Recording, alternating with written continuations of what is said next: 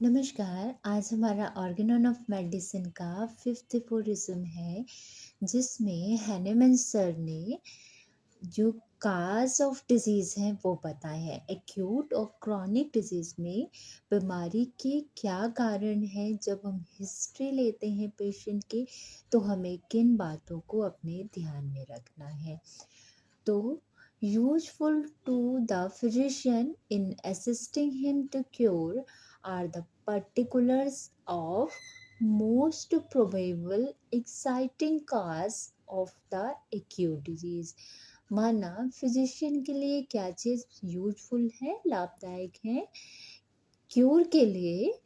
Particulars of the most probable exciting cause, कि वो बातें कि बीमारी में किस कारण से, एक्यूट बीमारी अचानक से जो बीमारी हुई है उसका क्या कारण है।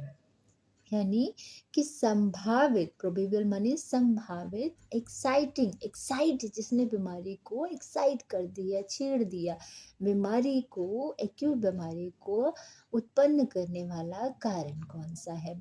आगे वो बोलते हैं, as also the most significant point in the whole history of the chronic disease. और क्रॉनिक डिजीज के केस में जो पुराना रोग है, लंबे समय तक चला आ रहा है, उसमें जो जब हम पेशेंट की पूरी हिस्ट्री लेते हैं तो उनमें कौन कौन सी खास बातें हैं, सिग्निफिकेंट, महत्वपूर्ण बातें हैं, to enable him to discover its fundamental cause, कि बीमारी का मूल कारण क्या है। Which is generally due to chronic miasm, जो कि उसके क्रॉनिक मायास्म, जो पुरानी बीमारियों का जो मूल कारण है, जिन्हें हम मायास्म कहते हैं, सूरा सिफिलिस साइकोसिस, उसकी जानकारी के लिए। तो इन दीज इन्वेस्टिगेशन, इस जांच पड़ताल में हमें क्या क्या ध्यान रखना है।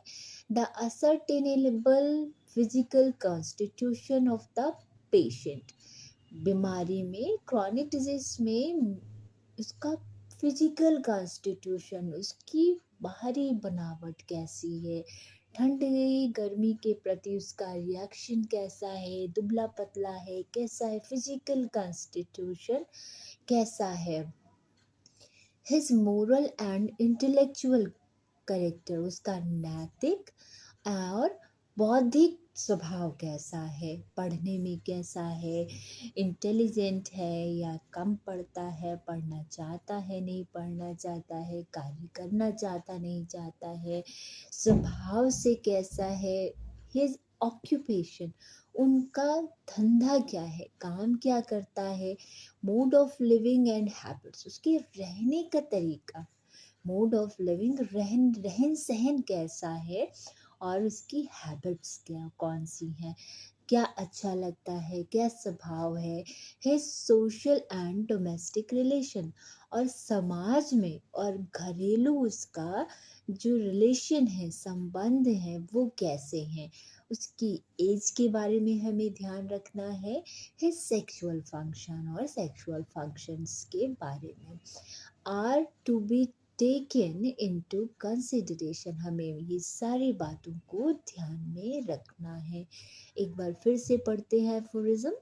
Useful to the physician in assisting him to cure are the particulars of the most probable exciting cause of the acute disease, as also the most significant point in the whole history of the chronic disease, to enable him to discover its fundamental cause, which is generally due to a chronic miasm.